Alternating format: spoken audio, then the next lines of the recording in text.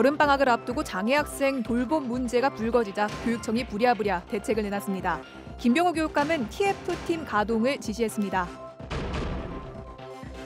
충청북도가 개원 첫날부터 충돌했습니다. 민주당 주도의 의장 선출을 놓고 한국당은 후보 등록제를 지키지 않은 밀실 합의라고 비판했습니다. 도내 시군의회도 의장을 민주당 의원들이 싹쓸이했습니다. 기울어진 운동장에서 견제와 균형이라는 의회 본연의 역할이 가능할지 벌써부터 우려의 목소리가 나오고 있습니다. 경로당 노인들이 40대 남성의 상습 폭행에 1년을 벌벌 떨었습니다. 20차례 넘게 폭행이 반복됐는데도 경찰의 대처는 안일했습니다. 여러분 안녕하십니까? 계속해서 충북 지역 뉴스입니다. 특수학교 학생들이 돌봄교실에서 소외돼 학부모들이 나섰다는 보도 전해드렸는데요. 당장 여름방학을 앞두고 논란이 커지자 교육청이 부랴부랴 대책을 내놨습니다. 김병호 교육감은 TF팀 가동을 지시했습니다. 조미애 기자가 보도합니다. 곧 여름방학이 되면 장애아이를 맡길 곳이 없어 발등에 불이 떨어진 특수학교 학부모들. 일반 학교와 동등한 수준의 돌봄교실을 운영해달라는 뿔난 학부모들의 항의 방문을 받고서야 도교육청이 부랴부랴 대책을 내놨습니다. 특수학교 방과 후 예산을 늘려 프로그램을 다양화하고 보조교사가 부족한 학교에는 유급 자원봉사자를 투입해 우선 급한 불을 끄겠다고 밝혔습니다. 100만 원으로 돼 있는 운영비를 300만 원에 400만 원 정도로 증액을 하고 그다음에 내년도 2019년도에는 아예 종일반에 대한 운영비를 좀 더 확대해서 안에서도 이제 방과 후처럼 운영할 수 있게끔 좀. 특수학교 돌봄교실 문제는 일반 학교에 비해 지원되는 운영비 예산이 적기 때문입니다. 일반 학교 돌봄교실은 1년에 운영비 1,700만 원 이상이 투입돼 오후 6시까지 운영되는 데 비해 특수학교 종일반 방과 후는 1년에 100만 원의 예산이 전부입니다. 일반 학교에서는 돌봄교실을 받으면서 방학 때도 엄마들이 아이들을 맡길 수 있는 곳을 만들어 주시거든요. 특수학교에는 없습니다. 다른 학교에 있는 거, 일반 특수학급에 있는 거 만들어 달라고 하는 건데. 구조적으로는 충북교육청의 돌봄교실 정책과 예산에서 특수학교가 배제돼 있다 보니 형평성 문제가 빚어졌습니다. 결국 김병호 교육감은 돌봄교실, 보조인력 불균형 문제 등 특수교육 전반에 걸친 문제를 면밀히 살펴 장애 학생들이 불이익을 받지 않도록 하겠다며 TF팀 가동을 지시했습니다. 김병호 교육감 2기가 보편적 교육복지를 위한 시험대에 올랐습니다. 얼마나 합리적인 대책을 내놓을지 학부모들이 지켜보고 있습니다. MBC 뉴스 조미입니다. 11대 충북도의회가 첫날부터 의장 선출 방식을 둘러싼 여야 격돌로 어수선했습니다. 민주당에 힘이 쏠린 상황에서 한국당도 가만히 있지만은 않겠다고 벼러 당분간 불협화음을 가라앉히기 쉽지 않을 전망입니다. 신병관 기자입니다. 의장과 부의장을 선출하는 11대 충북도의회 첫 본회의. 다수당인 더불어민주당이 미리 정해놓은 후보들이 정견을 발표하고 일사천리로 투표가 진행됩니다. 예정대로 의장의 장선배, 부의장의 황규철 심의보 의원이 선임까지 미리 정해진 대로 선출이 마무리됩니다. 충북도의회, 더 나아가 충북이라는 멋진 숲을 함께 만들어 나가십시다. 소수당인 자유한국당에서는 곧바로 불만이 터져나왔습니다. 시민사회단체와 약속한 후보 등록제조차 지키지 않은 밀실 합의 선출이라고 비판했습니다.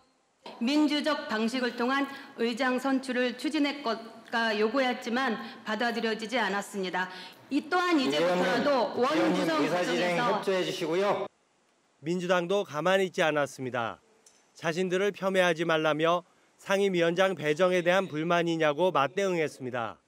저희가 제시한 상임위원장 한석에 대해서 답변이 없습니다. 이래도 우리가 불통하고 소통하지 않은 겁니까?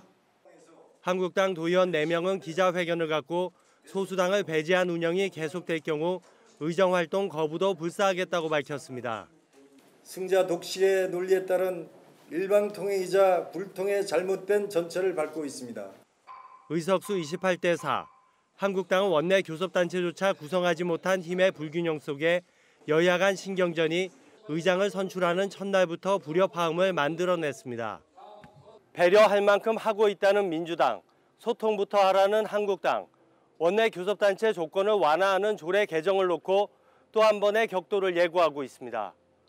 MBC 뉴스 신병관입니다. 충북 11개 기초의회도 의장단 선출을 마무리한 가운데 더불어민주당이 최초 형제의장을 배출하는 등 도내 의장단을 싹쓸이했습니다.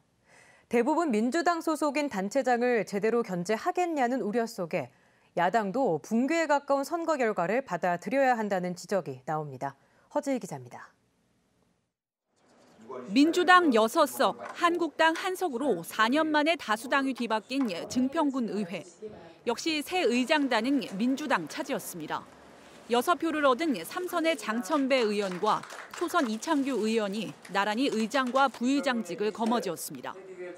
장천배 의장은 장선배 충북도 의장의 형으로 최초 형제 의장이란 이색 이력도 보유하게 됐습니다. 사실 부담이 많이 갑니다. 형제 의장이라는 그런 타이틀이 더 열심히 해야 된다는 그런 사명감으로 생각하고 열심히 하겠습니다. 민주당 8석, 한국당 5석으로 그나마 한국당이 선전한 제천시 의회는 협치를 택했습니다. 민주당 홍석용 의원이 의장으로 선출됐고 부의장은 자유한국당 이성진 의원이 민주당 의원들 표까지 11표를 얻어 당선됐습니다. 이로써 충북 11개 시군의회 의장직도 모두 민주당이 싹쓸이했습니다. 4년 전 당시 새누리당이 의장단을 휩쓸었던 것과 정반대 상황입니다. 상임위원장까지 대부분 민주당 차지가 예상되는 가운데 민주당 단체장을 제대로 견제하겠냐는 우려가 나오고 있습니다. 어떻게 견제할 것인가에 대한 부분들인데 이제 시장님과 수시로 소통하고 그다음에 의원님들이 연구하고 공부한 것으로 소수당을 배려하기엔 붕괴 수준에 가까운 선거 결과를 냉엄하게 받아들여야 한다는 반론도 나오는 가운데 충북 모든 기초의회는 다음 주 초반까지 상임위 구성을 마무리할 예정입니다.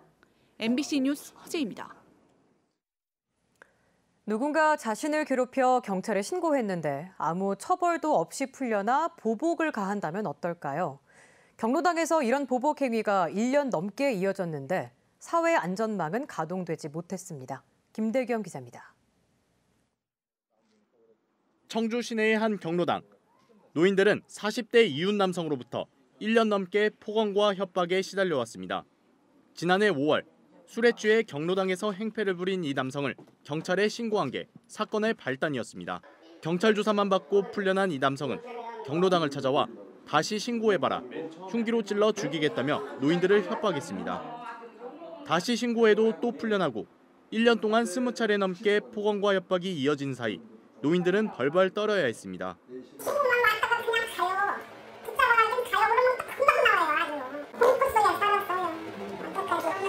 이 남성은 지난달 노인 6명을 집단 폭행한 뒤에야 구속됐습니다.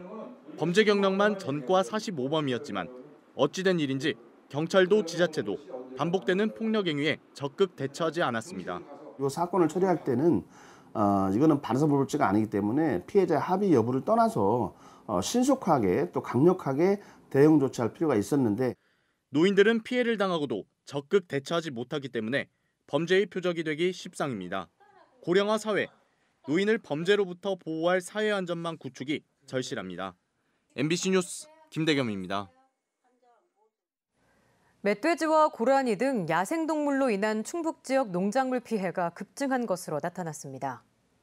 충청북도 집계 결과 지난해 접수된 농작물 피해는 1,430건으로 전년도보다 2배 이상 늘었고 이에 따른 보상액도 8억 1천여만 원으로 같은 기간 73% 증가했습니다.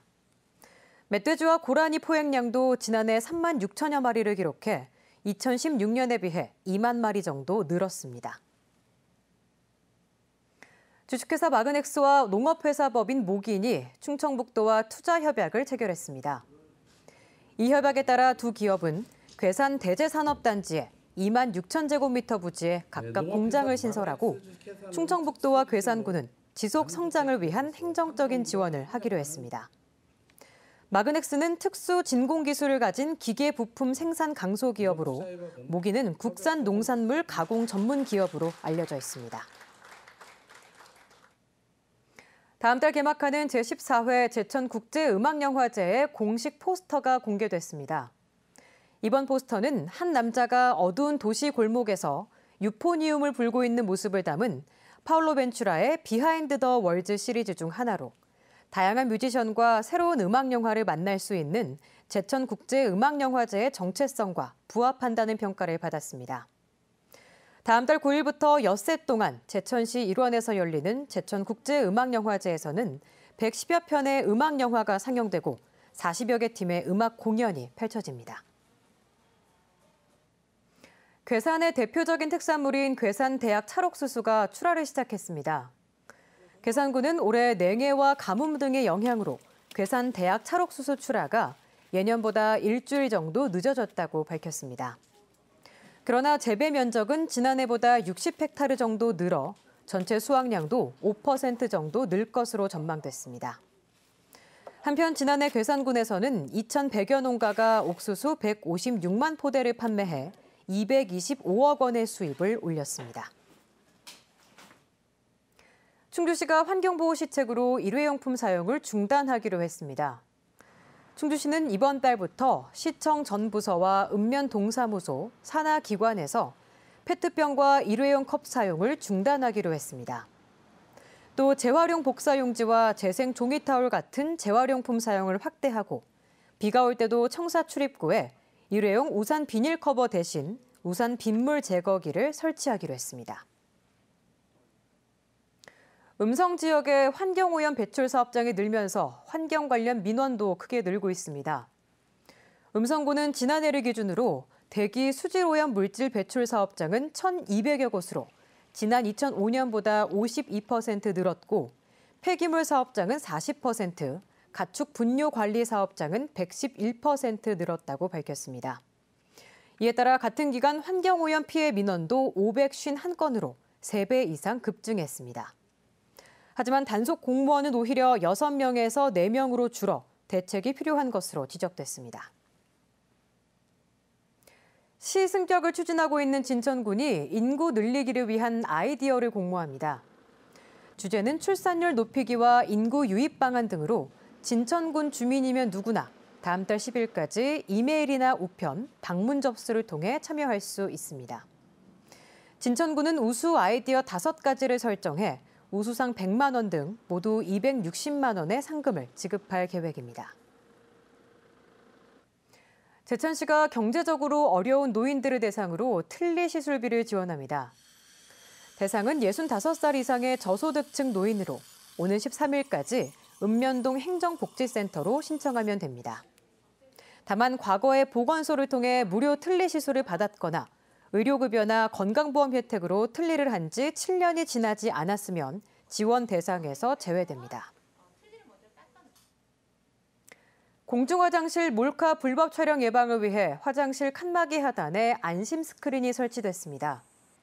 충주시는 금릉소공원과 호암생태공원 공중화장실에 칸막이 하단과 바닥 사이 공간에 카메라를 밀어넣을 수 없도록 안심 스크린을 설치했다고 밝혔습니다. 충주시는 순차적으로 공중화장실에 안심 스크린 설치를 확대해 나갈 계획입니다. 청주지법 형사 1단독은 자신의 친딸까지 동원해 위장 결혼으로 외국인들의 불법 입국을 도운 60대에게 징역 1년의 집행유예 2년을 선고했습니다.